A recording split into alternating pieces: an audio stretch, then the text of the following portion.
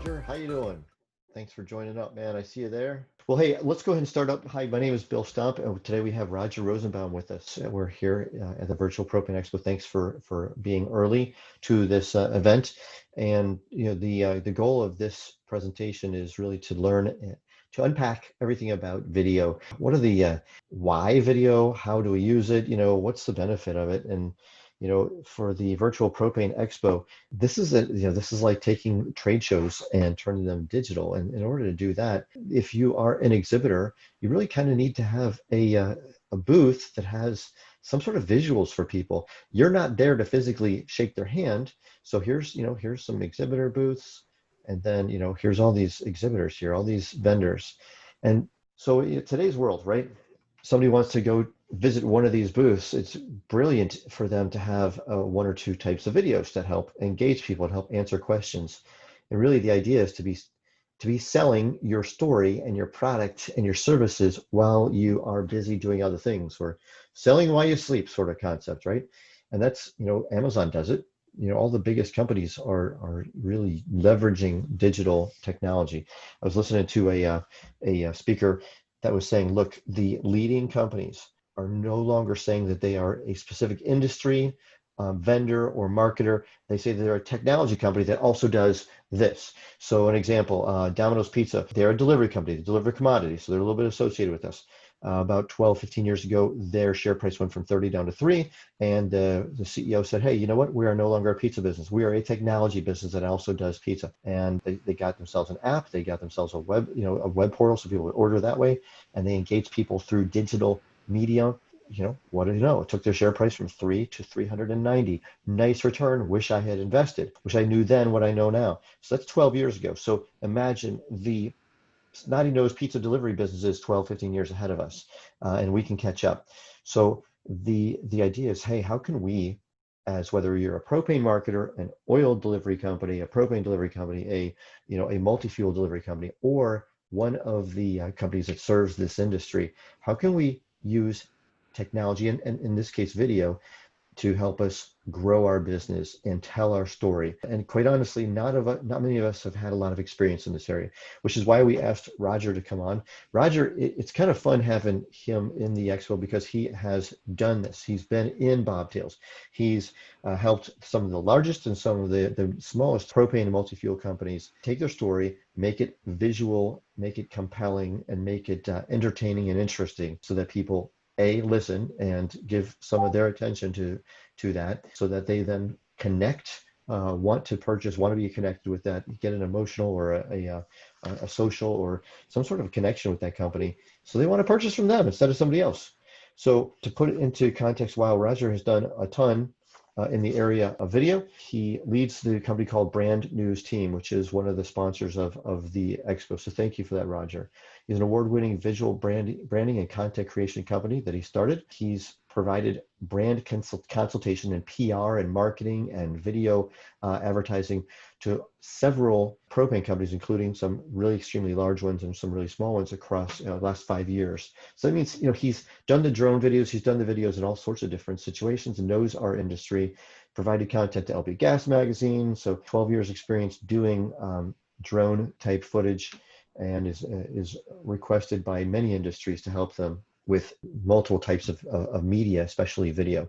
So Roger, I'm going to hand off to you and ask you to maybe give us a little bit more insight and a little bit more insight into your background in the propane industry, and then let's jump into how does video work for us in the propane industry. Well, Bill, thank you so much. I think that this platform is such a visionary and important bridge between the pre-COVID world of shaking hands and looking people straight in the eye to the reality of us looking into a webcam. And I really think that you and Shane and the others have done a remarkable job pulling this together out of thin air, and it's become such an invaluable tool. I'd like to start by asking you a question. Can I tell you a story? Yeah. I think that when you say that to people, maybe it's from when we were small kids, but there's something in terms of neuroscience, when someone says, can I tell you a story? It's almost like instinctual.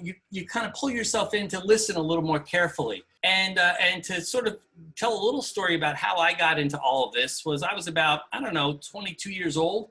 and I had invested $14,000 in video equipment to cover news for a local station. And I was sitting in Queensbury, New York, and on the police scanner came a call for a neighborhood evacuation due to a propane leak.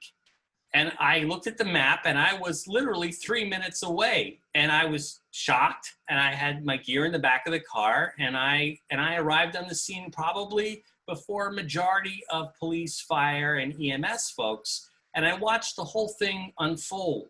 And I was, it was just incredible, because the one thing that I took away from this whole thing was when I was about 15 feet away from the tank itself, and two volunteer firefighters and a propane technician. The propane technician, now again, this is 30 years ago. I'm pretty sure it was Suburban Propane. It was an old tank that I think they had left in the backyard. And he looked at me and he said very quietly, he said, "Does your camera have any batteries in it that start and stop a motor?" And I'm like, and then about 3 seconds later, I thought, yes. And I remembered that I had brick batteries the size of a brick, and I slowly moved backwards, understanding what he was saying, which is that an electronic spark was an unwanted element in this story. And it was his training and his thoughtfulness that has stuck with me for 30 years. And I remember after that, the next couple of days, I did follow-up stories. That story led the newscast in upstate New York for, eventually they dispersed all of the propane, and everybody went back home. And so there was a happy ending to this. But I wanted to know, and my assignment editor wanted to know how common are these types of situations? So I spent the next day or two tracking down people. Nobody wanted to talk about propane's track record or how often this happens. Everybody wanted someone in their corporate headquarters who had experience talking with the news to be on camera. And finally, I got a local company who basically told me the scoop, which was, this doesn't happen very often. Propane is very safe. It's very efficient. And I was grateful for that one small mom and pop company to sort of come forward and tell the propane story. Now, ironically, about 20 years later, I got a phone call, a referral to help a company who was being attacked in 3 markets. And so I turned that one phone call into a 5-year engagement with a very large propane company, working with executives to try to help them understand how the media works and how to respond and when to respond. And in addition to crisis communications, a real important part of the strategy was showing and telling. Showing on social media the response of the propane company, showing, the news stations weren't really wanting to hear the side of the story of the propane marketer, so we had to do advertising during the newscasts. So the whole thing, when you say, "Can I tell you a story in this context," usually means something that hooks people in an emotional way, in some way that they can understand and they can connect. I used to have an assignment editor who would always say to me, "Tell me what the human aspects are, what the emotional aspects are, what the visual aspects are." And those 3 elements have lasted my career in trying to, when I talk with a company, and I listen very carefully to try to figure out what's going on. What story do you need to tell? What ways do you need to tell it?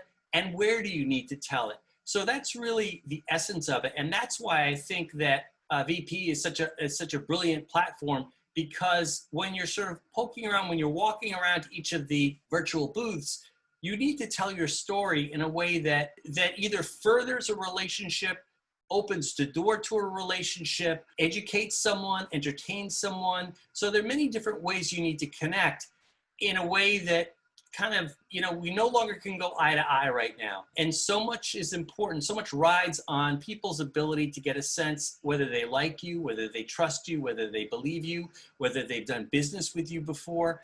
So it's really a time when marketers need to really look at their message and hone it in different ways on different platforms. And I think that's really the essence of what I do as both a former reporter and now as a kind of a coach or a trusted advisor to brands, is I say, okay, what's the message? How do you want to present it? What do you want the end user to get out of it? What's the response that you want them to interact with? What's the goal here? And it's really taking that aspect of it, listening very carefully. What are your sales goals?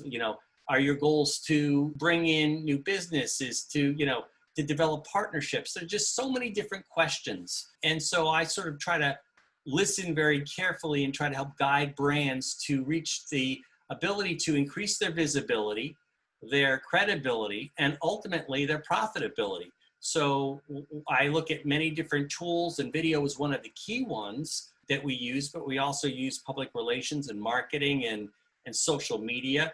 But it's all about telling a story. It's all about engaging your audience with something that is going to, I believe within the first 3 to 5 to 7 seconds, really get them to want to learn more. And I think in this day and age, nobody really wants to be sold to. People don't have the time for it. People want to learn something. They want to be taught something. They want to feel like their time has been of value. And I think that's so critical when you're creating a video, because I think the instinct is to basically create something that just sells everything you do. So, and those types of videos are important, but it's not the only one. So, Bill, that's sort of a synopsis of how I got involved. This is a topic that I'm extremely passionate about. I love video. I love producing video and telling stories that reach the goals that the end user can say, this was a value to me. And the producer says, this really made a difference. Yeah. Okay. So, I think you hit on something that all of us intrinsically understand, but maybe we have only so much time, only so much bandwidth. And, there is opportunity to tell our story on whether it's Facebook or maybe, through other media, right? And one of the things you said is PR, which is something that I think is an undervalued and underutilized tool. And to get into this whole video concept, because I think the other things are a topic for another day. Because if we were to unpack video, right? From the perspective of from the perspective of why video, what is the benefits, what is the intrinsic, analytical, comprehensive, measurable difference we can get from video? What can you tell us about that from studies and from your own experience? That's a great question. And I think going back to what you said initially about Domino's, you can add one more factor. They're a technology company, but guess what? Now, in this day and age, they're a media production company. Every company has to be a media and content production company. Banks have to produce content that engage people. Restaurants produce, images and content and reviews. Everybody has to find a way of creating value with video to engage people to come in. But getting back to PR and video, I think, and I think you also hit on another point, is that propane marketers are spreadsheet people. They're planners, they're thinkers, they're cost-effective analysis people. They may not, in the past, they may hand something off to the IT department to create a video, but the IT department may not have the creativity and the mindset to kind of figure everything out. I think that propane marketers often say, in terms of news organizations, well, why don't you tell some good stories? Why don't you tell some positive stories? And a news organization might do a story on, on tips for barbecuing in the summer. But that's not their job. Their job is to tell news. And unfortunately, a lot of times it's when the news is not good. So I think from what we're talking about in terms of public relations is taking the message that you have, whether it's about a brand or a service or a product, and presenting it in a way that it's easily received.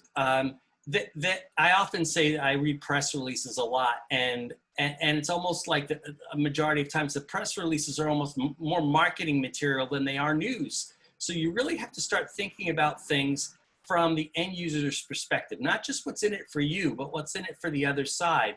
And I think, and I really have to go back to the presentation this morning that Christina presented. She was just terrific and really sort of outlined the steps that companies need to start thinking about these things.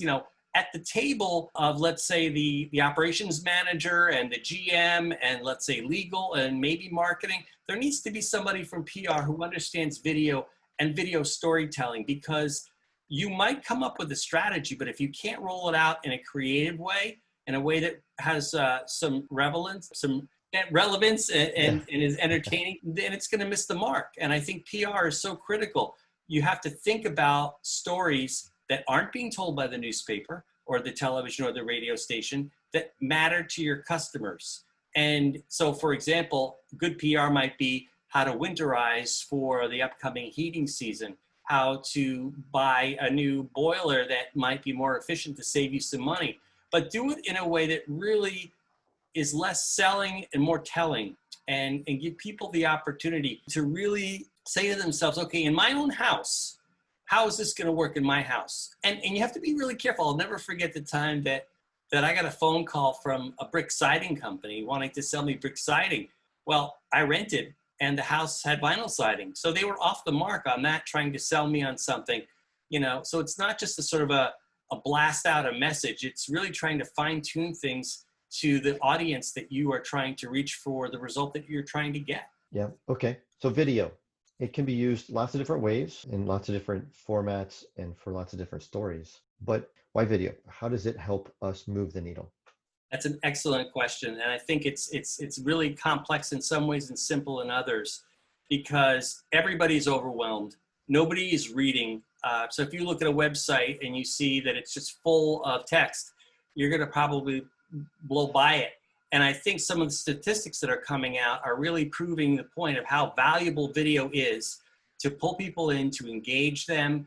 And the numbers are, for example, 300%, videos attract 300% more traffic and help nurture leads.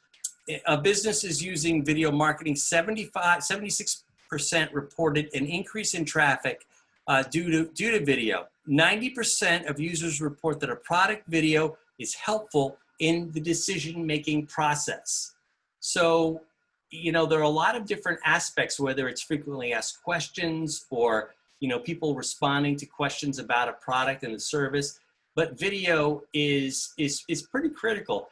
And it's sort of it's a different style. Like in the 80s and 90s, you had videos that were 5 to 7 minutes long that were kind of like a book. They had different chapters and different lengths. But now you really need to be looking at 60 seconds, 90 seconds, and then finding a way to give the end user a way to find out more. It's really about paring things down to the point where you give someone the opportunity to learn what they need to know. And if they decide to stay and learn more, that's great. If they decide that's enough, then that's enough. But really, it's almost like another great analogy is, for many, many, many years, television stations decided what the programming was. They decided what the people wanted. They created the programming. Now people have their own social media networks. Companies have their own social media networks. And video is such an important tool to help create a sense of trust, visibility.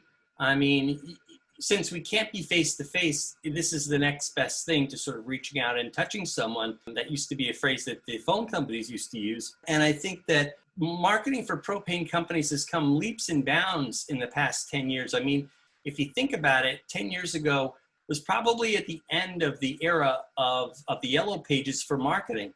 Now it's a whole different ballgame.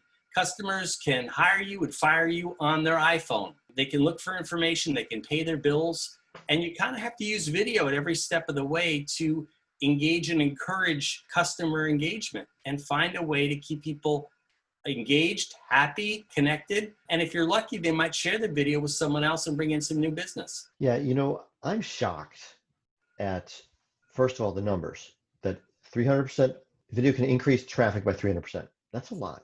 3 times more traffic. Okay. Business using marketing videos, 76% and more traffic. Okay, that's more traffic again. 90% of users report that product videos are helpful in the decision-making process. Those are big numbers, 90%, right? But then I think about myself, and I am so happy when there's a video that explains something, so I don't have to read a lot of text and maybe not even get the full gist of it. Because if we see something, I don't know, maybe I'm a visual learner, but I think a lot of guys are. I think a lot of women are. I think a lot of people are visual learners. And to be able to see it and have somebody explain it to me is just a much faster medium for me to understand stuff. And when I'm going to go buy something, I often will look at several videos to check out what the options are. And if somebody recommends a website to me or a product that has a website, I'm looking for their explainer video or some sort of video to help me get it fast. Sure, then I might look at the different variations of the product that they have, like their gold, silver, bronze product differentiation, so I can see, which might fit me. But first, I need to know the big picture. Is this going to take care of the needs that I have, and is it going to be easy to use, and et cetera. So I don't know about you, but I'm finding that in my own personal life, videos are becoming a much bigger deal. But then you look at the stats. What are the stats on YouTube as far as being a platform, a search engine? What's it in the area of the largest search engines? Is it first, second, third, fourth, fifth? What? It's one of the top 3 largest search engines, and that's what propane marketers really need to stop and get a bunch of people around the table and examine how they take in information, let's say outside of the company. That's the whole critical thing. It's how are people taking in information? And I think it's so critical so you have a piece of content. It's not that you're just going to use that, let's say, in a TV spot or on YouTube, which is a phenomenal search engine. And there's so many opportunities. Like, for example, with YouTube, you can put a YouTube ad together that you only pay when someone calls you to get information. So it runs and it's part of the YouTube database. There's so many different sort of ins and outs of using video that's the other thing I wanted to sort of talk about, which is that there's so many different uses to the content that need to be planned in advance. So when you start, you know that this piece of video is going to be used in 4 or 5 different ways. It's going to be used on social media. And the thing that surprised me in doing research over the last couple of days is how welcoming people are to watching video on their mobile phones. That number has skyrocketed. People are watching so much video and they're welcoming that. So that's pretty critical. And when I'm let's say someone who's looking for a service, I'm going to look to see what company has a video that will help me understand who they are, what they do, why they do it, how they do it. Because the fact is, everybody is so swamped that, Bill, what you were just saying is, you're looking at a product. Part of the thing that I do the same thing, but I also look at how hard it's going to be to return it if it doesn't live up to everything that it says it is. So it's sort of the life cycle of the product. You look at, from the research at the beginning to how do I return it and where do I return it?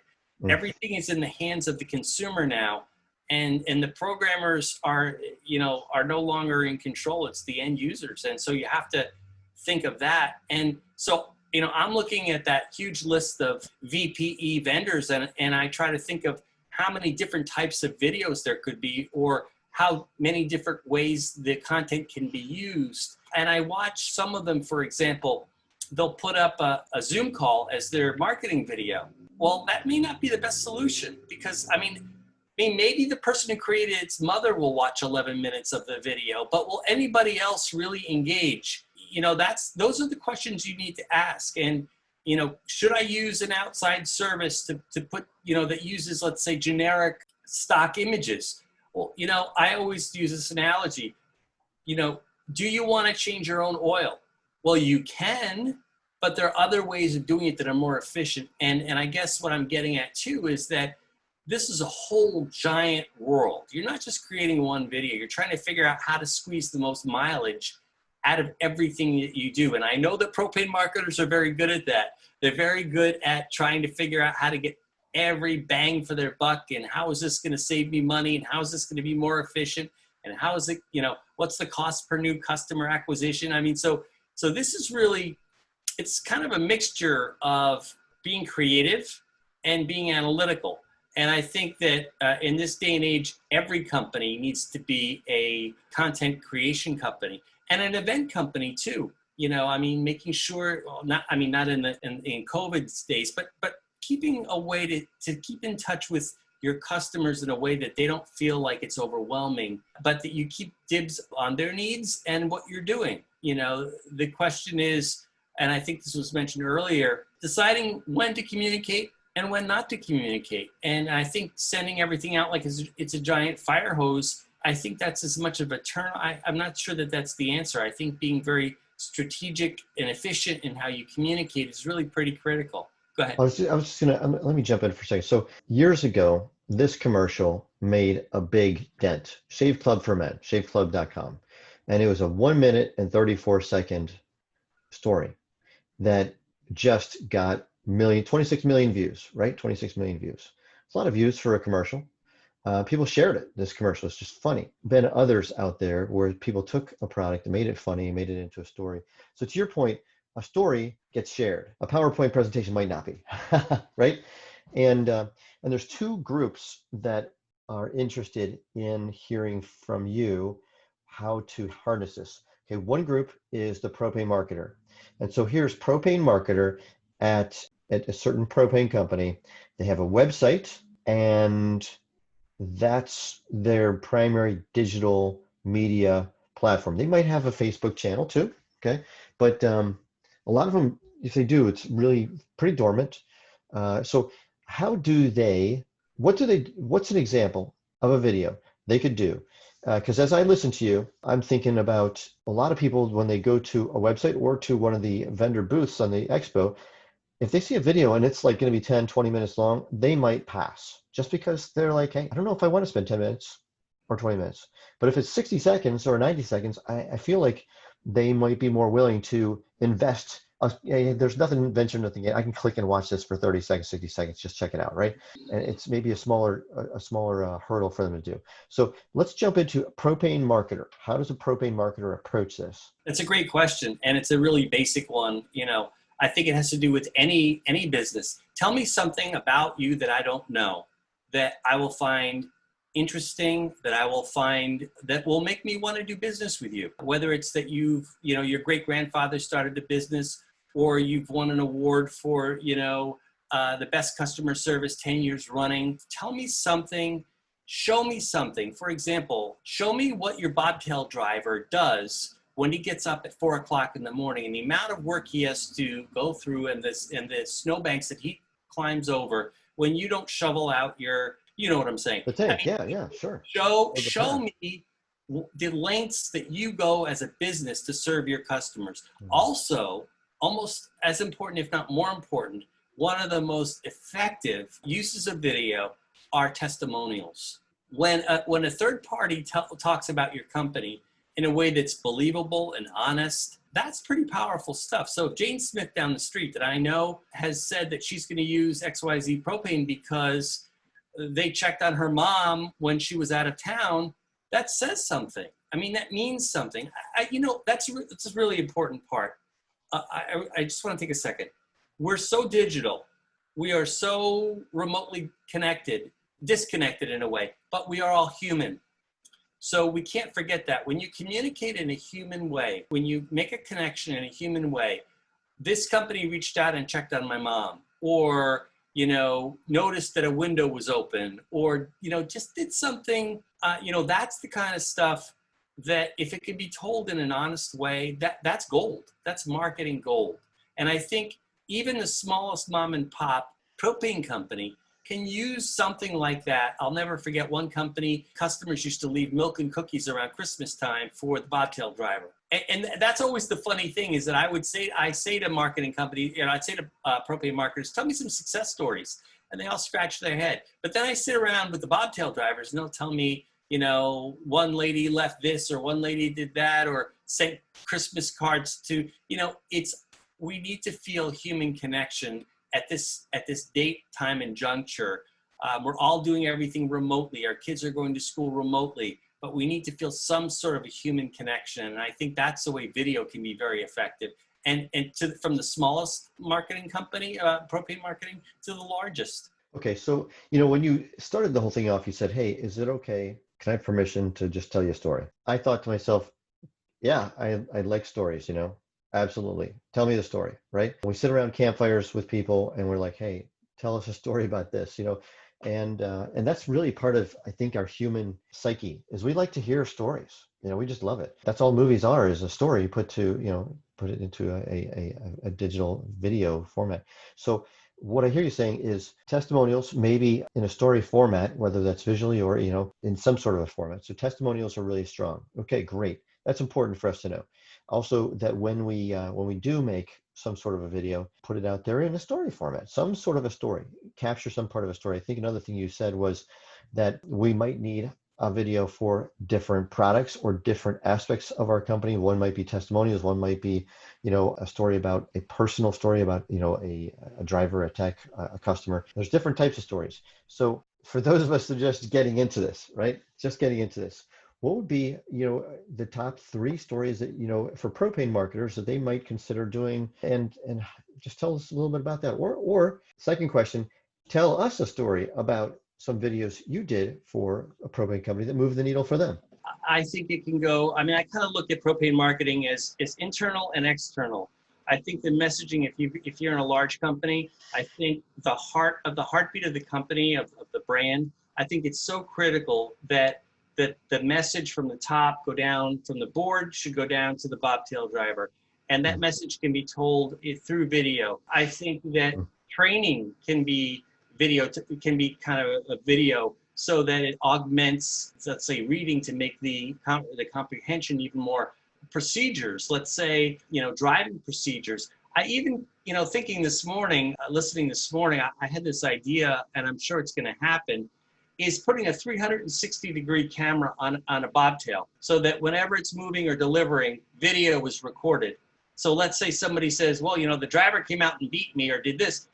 That's another part of how video can be a kind of a historical documentation as well for safety purposes. So it's not just about selling or telling. It's about making sure that processes are documented all along. I'm trying to think of other things. I think community engagement is really important when a company, let's say, is working with, we had Petro, for example, in my area here. They were working with a distillery that had stopped production of alcohol and started to make a hand sanitizer.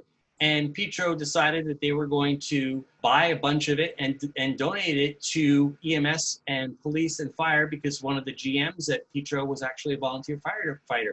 So those kinds of stories, if they're not told, if they're not over the top in terms of self-promoting, I think they're really important. And I think, like you said before, Bill, one of the things I love doing is sort of getting dirty and riding along with the bobtail drivers and hearing what they have to say. One of the things that we did at one company is we got engaged with the American Red Cross, and the first blood drive that we created, we shot video to sort of do what I call a proof of performance. And the video was at a mall, and the result actually ended up being more than the American Red Cross had expected.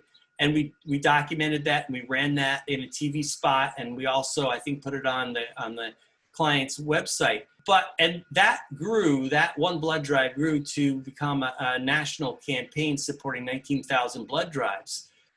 Documenting, how you're engaging in the community is both important for internal and external purposes. And I think too, it's really important to sort of get to the point where we realize that our iPhones are probably one of the most sophisticated production suites that video production has sort of found in the last, when I started in video, it would take a room, $300,000-$400,000 worth of equipment to do what an iPhone can do now. But that doesn't necessarily mean that in all cases that when you hit record, it's top quality content or going to meet the goals that you want to meet. So I think it's really important for propane marketers and marketers to sort of, I keep coming back to look at what the end goal is. Create a project with the end in mind to determine what you want out of it, and then decide if you're going to shoot your own content, if you're going to send it to someone like me, or you're going to get a company to come out and shoot content.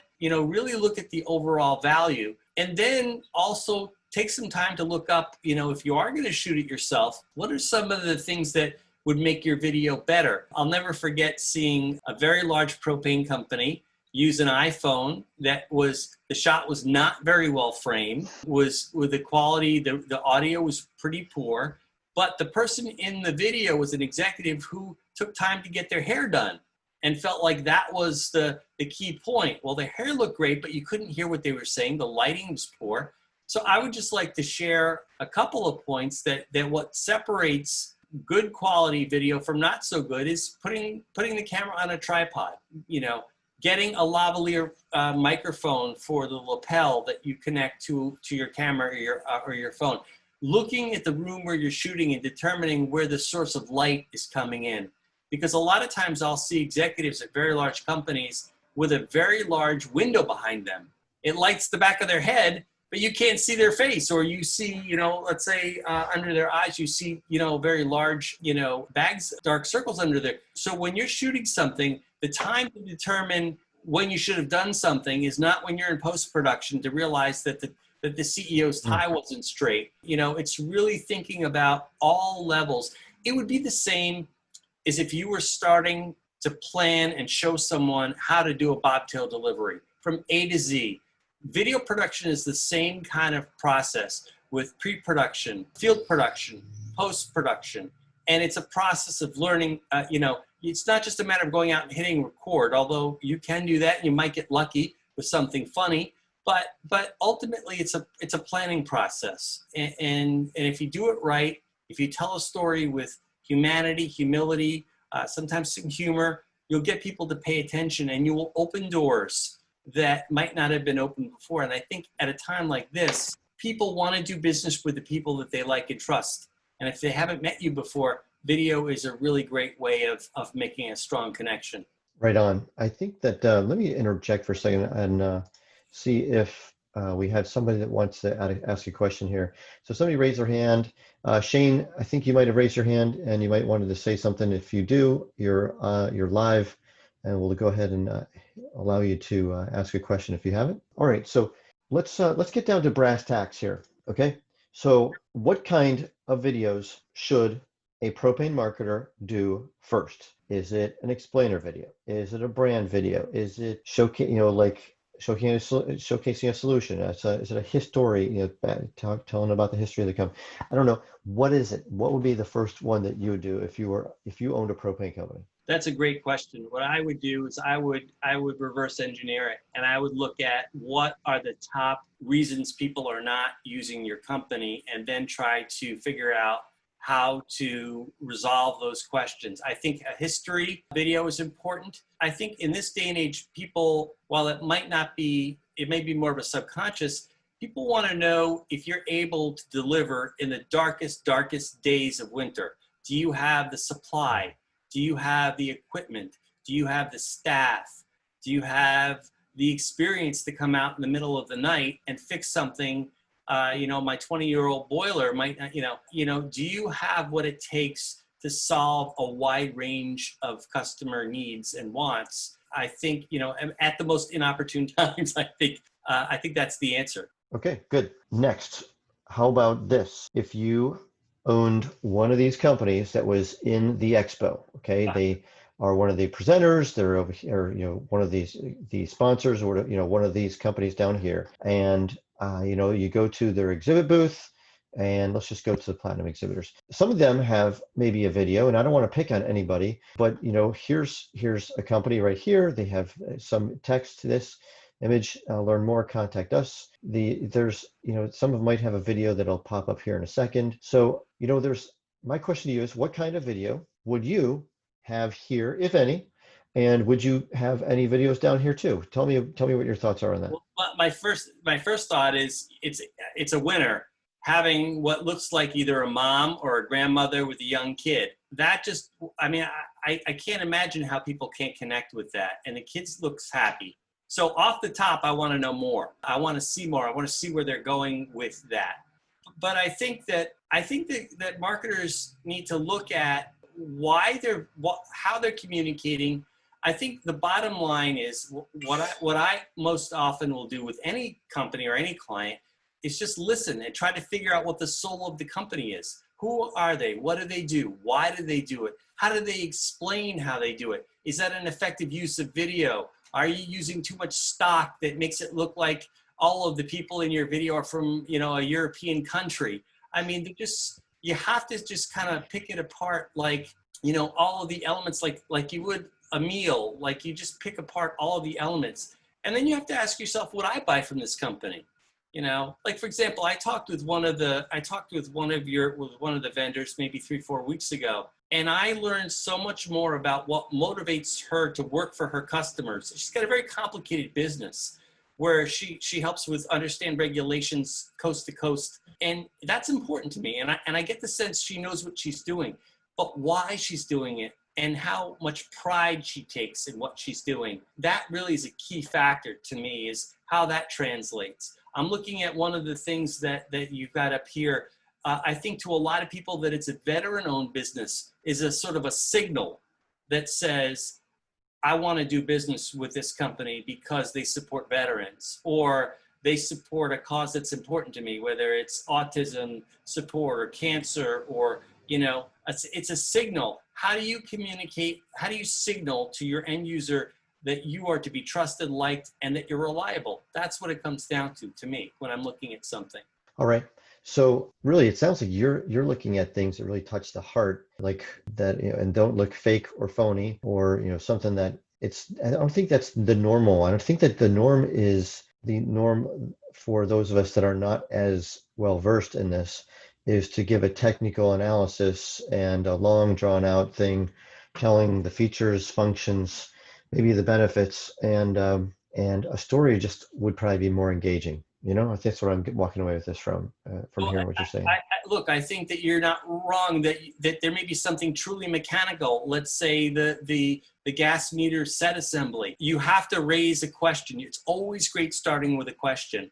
You know, whether it's, you know, does your system always work? Or, you know, ask a question and then take the steps to show how your product, you know, meets the demand, meets the need, goes above and beyond, will solve the problem, so you don't get a phone call in the middle of the night. I think you're exactly right with your analysis, that a lot of my emphasis is on the human aspect, but ultimately it's about solving a problem that people can understand, can relate to. Yeah, I mean, I think a video about a product, you know, like a gas meter set assembly is as important as about, you know, the fact that a company's been in business 100 years. You just got to figure out a way of telling the story so that your target audience will engage.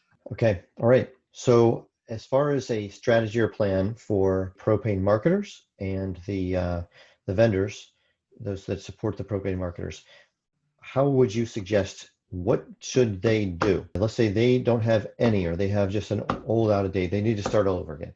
What do they need to do to launch a video campaign? Well, I mean, again, you got to look at what your goal is. If you decide that your goal is to have 50 new customers or 100 new customers, or, you know, to tell people about your new product, then you go from there and you sort of break it apart. You figure out, okay, what's the hook? What's interesting about this? What problems does it solve?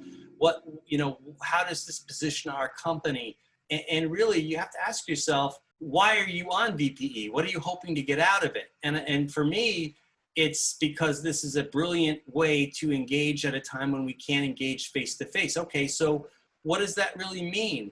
What do you know, what are the top 3 things you're trying to convey? I would look at that. I would try to say, you know, what are you trying to do with your booth? What are your big hopes and dreams with it? And how do we make that happen? A long time ago, we did video for a company that manufactured film that went into solar panels. I mean, it's an extremely technical, but you have to tell a story so that people feel like you've got the value and the experience to make it happen. I've seen some of the things you've done. I've loved your video from the with drone footage, and you know, since we're a company that actually has trucks going out, driving out there, moving around, you know, our company has technicians, drivers, and a lot of our employees are out and about doing things.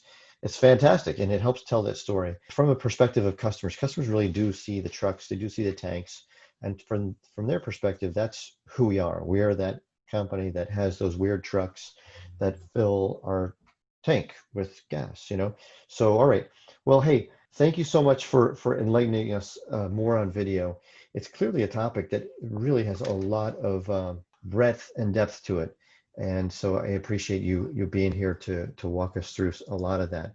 You know, for those of you who would like to get more information I would say, hey, we have the presenters here. You can go right on over to Brand New's team right here. You can click to watch the video. We're going to do a recap video here. You can get in touch with the bio. You have a booth here too, which they can find and which is easy to get to. At the booth, I think you have some buttons that take you right to your website and take you to places where they can connect in with you. So if you are looking for help in the area of videos, developing videos, believe me, there's such a night and day difference when you use an expert as compared to doing it ourselves. I've done video myself, and then I've had some experts come in, and the angles they took the video from, the way they created a storyline, they were able to take what would have taken me 30, 40. I mean, I would have had to make videos, each one of them being 30 minutes long, or just bored the snot out of people, and put it into 60, 90 seconds, and making it interesting, made it inviting, and just much better. So if you're looking for some help, this is a great place to get information from Roger. He's done it in the propane industry and understands it, already has a lot of footage of the propane industry. So Roger, thank you so much for being here. Thanks for sharing some of your insights. Thanks for taking time out of your busy schedule too. I know you have some travel to do now to get out to the next video shoot you're doing. And so best of travels and safety to you. And thanks again. Appreciate it. Thank you for all you're doing. This is an incredible resource to all of us. So thank you. Yeah, absolutely. All right, everyone in the Virtual Propane Expo, we're going to take like a 10-minute break, and then we're going to jump into the next presentation, which is really cool too. It's the State of the Energy broadcast, is a podcast being put on by the propane industry to really help serve you and your drivers, being listened to by thousands and thousands. I've heard tens of thousands of people. So that's up next. So you can hear what's going on from a digital media perspective, and maybe something that you could think of doing too. So we'll hear from the state director of the Rocky Mountain Propane Association, who's leading this, and that'll be next time. Thanks again. Take care, Roger. Take care. Thank you.